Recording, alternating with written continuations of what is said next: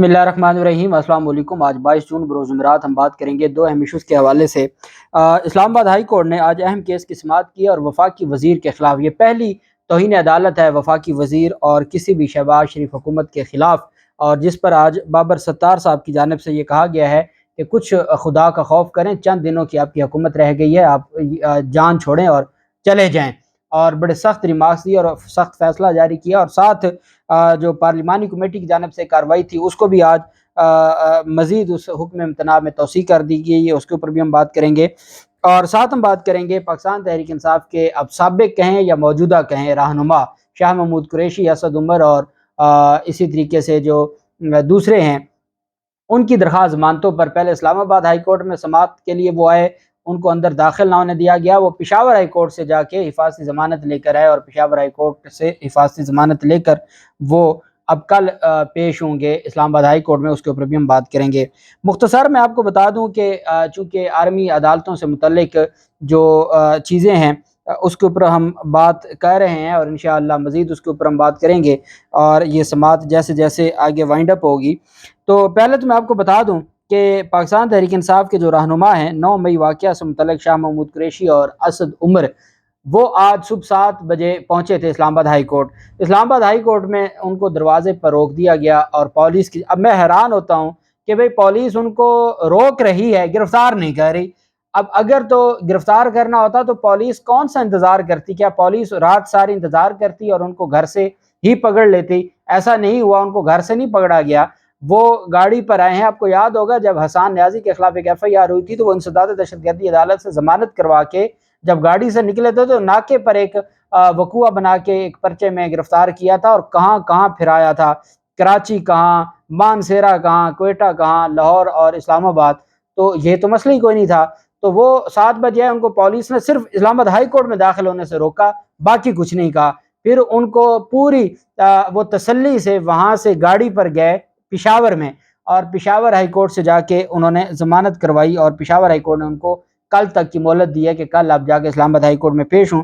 अदालत में Islamabad high court में जस्टिस मोहम्मद अरबाब ताहिर साहब की अदालत में समाअत हुई। 9 मई को हंगामा रही केसेस में PTI के रहनुमा शाह महमूद कुरैशी और असद उमर दरख्वास्त ज़मानत पर खुद अदालत के सामने पेश ना हुए, जिस पर अदालत ने दोनों रहनुमाओं को अदालत के सामने पेश होने की कल तक के लिए मजीद मोहलत दे दी। इस्लामाबाद हाई कोर्ट के जस्टिस अरबाब मोहम्मद ताहिर ने दरखास्तों पर समाअत की। दरखास्त गुजारों के वकील अली बुखारी ने बताया कि दोनों रहनुमा हाई कोर्ट में पेश होने के लिए सुबह 7:30 बजे आए, मगर पुलिस ने दोनों को अहाते में दाखिल नहीं होने दिया। वकील अली बुखारी ने यह भी बताया कि पुलिस ने हाई कोर्ट के दरवाजे बंद कर दिए, वो वापस लौट गए। अदालत हाई कोर्ट गेट की CCTV फुटेज देख सकती है। अदालत ने वकील की जानिब से शाह महमूद कुरैशी और असद उमर को कल तक पेश होने की मोहलत देने की इस्तदा मंजूर करते हुए समाअत मुलतवी कर दी, और फिर वो जो है वो पेशावर हाई कोर्ट से भी उनको ज़मानत मिल गई है। अब पेशावर हाई कोर्ट की ज़मानत का कागज़ उनके पास होगा, वो इस्लामाबाद हाई कोर्ट में दाखिल होना चाहेंगे। और आप अंदाज़ा लगाएं कि जिन लोगों की दरख्वास्त ज़मानत अदालत में पेंडिंग है, बजाय इसके कि अदालत वो CCTV फुटेज मंगवाती और देखती कि क्या पुलिस ने साइलिन को अदालत में दाखिल होने से रोका है तो उनके खिलाफ कार्रवाई होती। लेकिन यहाँ तो जो कुछ 9 मई को हुआ और उसके बाद जो बाकी मामलात हुए तो किसी से कुछ नहीं पूछा गया, किसी के खिलाफ कार्रवाई नहीं हुई, FIR तक दर्ज नहीं हुई, तो फिर बाकी क्या इन चीज़ों की उम्मीद रखी जाए।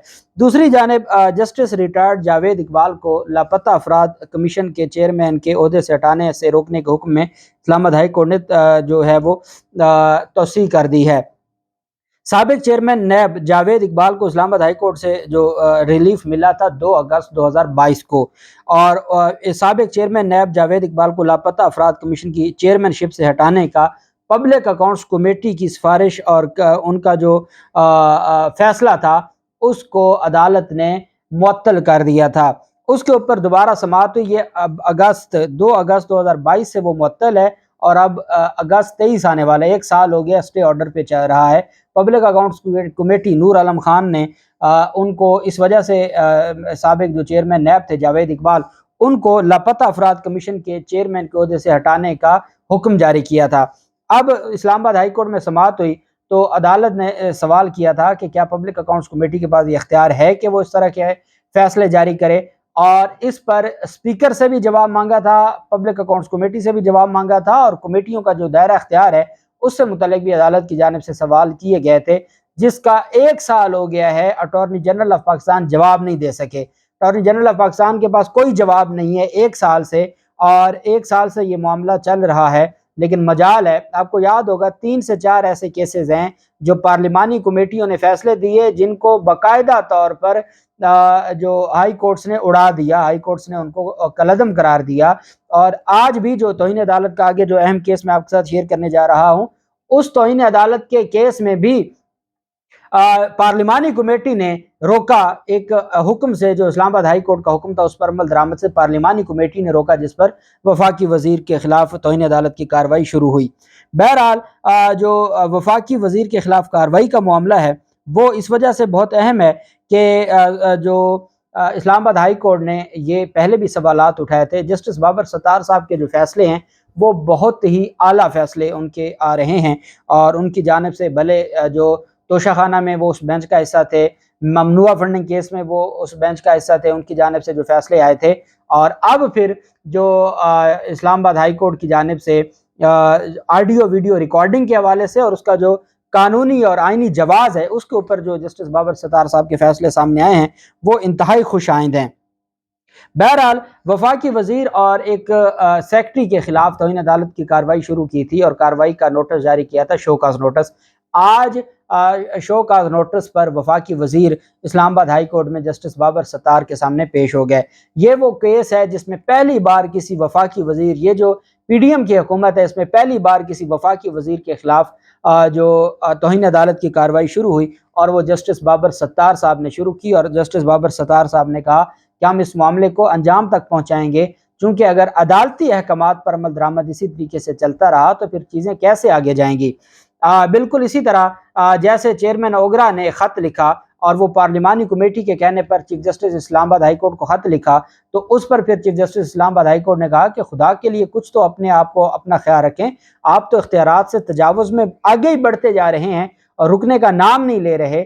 تو اس پر بھی، اور جب ثاقب نثار کے بیٹے کی درخواست تھی اس پر بھی جسٹس بابر ستار صاحب نے کہا تھا کہ اٹارنی جنرل صاحب ان کو سمجھائیں کہ آپ کا دائرہ اختیار کیا ہے، آپ کی ذمہ داری کیا ہے، اور آپ کو کیا اس سارے معاملے میں کرنا چاہیے۔ بہرحال وفاقی وزیر سائنس اینڈ ٹیکنالوجی آغا حسن بلوچ توہین عدالت کیس میں عدالت میں پیش ہو گئے۔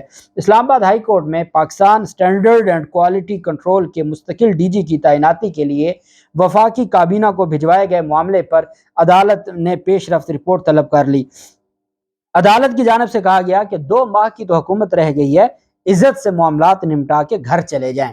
یہ اسلام آباد ہائی کورٹ کے جج کہہ رہے ہیں کہ 2 ماہ کی آپ کی حکومت رہ گئی ہے، عزت کے ساتھ کوئی معاملات نمٹائیں اور گھر چلے جائیں۔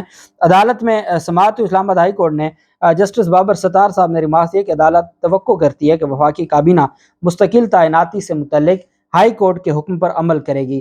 ٹوٹل 2 ماہ کی تو حکومت رہ گئی ہے، عزت سے کیوں نہیں آپ معاملات کو نمٹا رہے؟ اسلام آباد ہائی کورٹ کے جسٹس بابر نے قائم مقام D G Pakistan standard and quality control Ghulam Farooq کو عدالتی حکم امتناع کے باوجود دوبارہ چارج دینے پر دائر توہین عدالت کی درخواست پر سماعت کی۔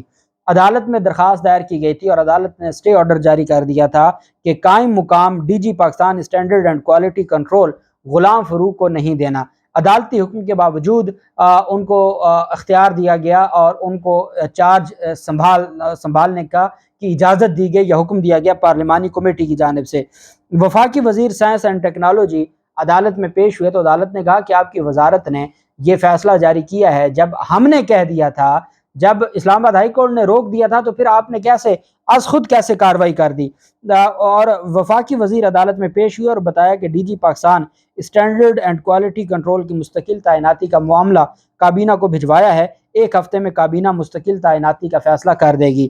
عدالت نے استفسار کیا کہ سیکرٹری کو بھی بلایا تھا، وہ کیوں نہیں آئے؟ تو وفاقی وزیر نے بتایا جی کہ سیکرٹری صاحب بیمار ہیں۔ اب آپ اندازہ لگائیں کہ سیکرٹری، وفاقی وزیر سیکرٹری کی بھی وکالت کر رہے ہیں، اور ایسے لگ رہا ہے کہ وہ وزیر ہے اور یہ سیکرٹری ہیں۔ وفاقی وزیر نے کہا کہ وہ کیوں نہیں آئے، تو وفاقی وزیر نے بتایا کہ سیکرٹری صاحب بیمار ہیں، میں خود بھی بیمار ہوں، میرا ٹرانسپلانٹ ہوا ہے مگر عدالت کے سامنے ہوں۔ اب ان سے کو پوچھے کہ جب آپ عدالتی احکامات کی خلاف ورزی کر رہے ہوتے ہیں تب تو آپ کوئی بیمار نہیں ہوتے، آپ بالکل تندرست ہوتے ہیں۔ جب عدالتی فیصلوں کی آپ حکم عدولی کرتے ہیں، خلاف ورزی کرتے ہیں، تو اس کے بعد پھر جب آپ کو بلایا جاتا ہے تو انہیں عدالت میں، تو آپ کی بیماریاں شروع ہو جاتی ہیں۔ جیسے ایک بندہ تھا جو عدالت میں پیش ہوتا تھا تو کہتا تھا میں کمر کی تکلیف ہے اور اسی بنیاد پر وہ عدالتوں سے ریلیف لیتا تھا اور وہ پچھلے دنوں آپ کو گیم کرتے نظر آتا ہے، کوئی بیماری نہیں ہے۔ تو جیسے توہین عدالت میں بلایا تو جی میرا تو ٹرانسپلانٹ ہو گیا، جب آپ عدالتی احکامات کی خلاف ورزی کر رہے تھے اور عدالتی احکامات کی توہین کر رہے تھے تب آپ کو یہ چیزیں کیوں بھول گئی تھیں؟ جسٹس بابر ستار صاحب نے کہا کہ آپ پارلیمنٹیرین ہے، آپ کو بلانا ہمیں اچھا نہیں لگتا، لیکن چیز صرف یہ ہے کہ جب آپ آئین اور قانون کا کھلواڑ کریں گے تو آپ کو بلانے کے سوا ہمارے پاس کوئی چارہ نہیں رہے گا۔ ڈاکٹر شہزاد افضل نے اپنے جونیئر افسر کی بطور قائم مقام ڈی جی تعیناتی کو چیلنج کیا تھا، جس کو عدالت نے اسٹے آرڈر جاری کیا تھا، اور اس میں پھر جو وفاقی وزیر ہیں انہوں نے کہا کہ جی میرے خلاف جو شو کاز ہے توہین عدالت کا اس کو ختم کیا جائے۔ عدالت نے کہا اب ختم نہیں ہوگا، پہلے آپ عدالتی احکامات پر عمل درآمد کروائیں پھر ہم کسی اور معاملے کی طرف آئیں گے۔ اسلام آباد ہائی کورٹ نے Pakistan standard and quality control کے مستقل ڈی جی کے تعیناتی کے لیے وفاقی کابینہ کو بھجوائے گئے معاملے پر 4 ہفتوں میں پیش رفت رپورٹ طلب کرتے ہوئے توہین عدالت کی کارروائی کو ایڈجرن کر دیا، اور عدالت نے کہا کہ ہم اس سارے معاملے پر دیکھیں گے، اور جو آپ نے قائم مقام ڈی جی کی تعیناتی کی ہے وہ بھی فارغ ہوگی، جو میرٹ کے اوپر ڈی جی لگنا ہوگا وہ لگے گا، اور پھر اس کے بعد ہم آپ کے توہین عدالت کو دیکھیں گے کہ آپ کو سزا دینی ہے، فرد جرم عائد کرنی ہے، یا ہم نے اس معاملے کو وائنڈ اپ کرنا ہے۔ اللہ پاک پاکستان کا حامی و ناصر ہو۔ بہت شکریہ۔ اللہ حافظ۔ پاکستان زندہ باد۔